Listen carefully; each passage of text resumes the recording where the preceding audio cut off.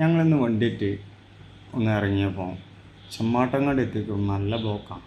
ബ്ലോക്കിൻ്റെ കാരണമൊന്നുമില്ല, കൂരാട് നമ്മളെ ഹൈവേ ഇടിഞ്ഞപ്പോൾ തൃശ്ശൂരിലേക്ക് പോണ വണ്ടി കോഴിക്കോടിലേക്ക് പോണ വണ്ടിയൊക്കെ പാസിങ് വരുന്നത് ഇതിലാണ്, ചെമ്മാട്ട് കൂടിയ പിന്നെ മമ്പുറം വിക്കപ്പടിയിൽ നിന്ന് മമ്പുറം വഴിയൊക്കെയാണ്.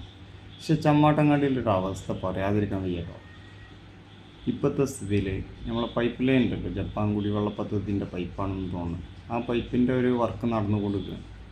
പക്ഷേ ആ പൈപ്പിന് കീറിയത് കട്ടറായിട്ടാണ് റോഡ് കട്ട് ചെയ്തിട്ടുള്ളത്.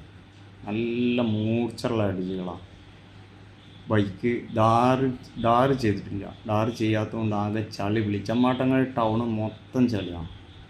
പിന്നെ ചെറുവണ്ടികൾക്കൊന്നും ഫാസ്റ്റായിട്ട് പോകാൻ വയ്യ, വലിയ വണ്ടിക്കാർക്കും ഫാസ്റ്റായിട്ട് പോകാൻ വയ്യ. ചളി തെറിച്ചാൽ അടി കിട്ടും, അത് ഉറപ്പാണ് നാട്ടുകാർക്ക്. വല്ലാത്തൊരവസ്ഥയാണ്. കാൽനട യാത്രക്കാർക്കൊന്നും നടക്കാൻ വയ്യ, ഫുട്പാത്തിലൂടെ നടക്കാൻ വയ്യ, മറ്റോടത്തുകൂടി നടക്കാൻ വയ്യ, റോഡിലൂടെ നടക്കാൻ വയ്യ. എന്നാൽ വണ്ടിക്കാർക്ക് അവിടെ അടിച്ചിറക്കിയിട്ട് പോകാൻ കഴിയാത്തത് എന്താണെന്ന് വിഷയം എന്ന് വെച്ച് കഴിഞ്ഞാൽ, ഇതൊക്കെ കോറി വേസ്റ്റ് ഇട്ട് കണ്ട് ശരിക്ക് ഒന്ന് ഇതാക്കിയിട്ട് ഒന്ന് പെട്ടെന്ന് ഫാസ്റ്റാക്കിയിട്ട് അറിഞ്ഞിനുള്ള ഒരു ഇത് മയക്ക് കാത്തു നിന്നു ഈ കീറലൊക്കെ.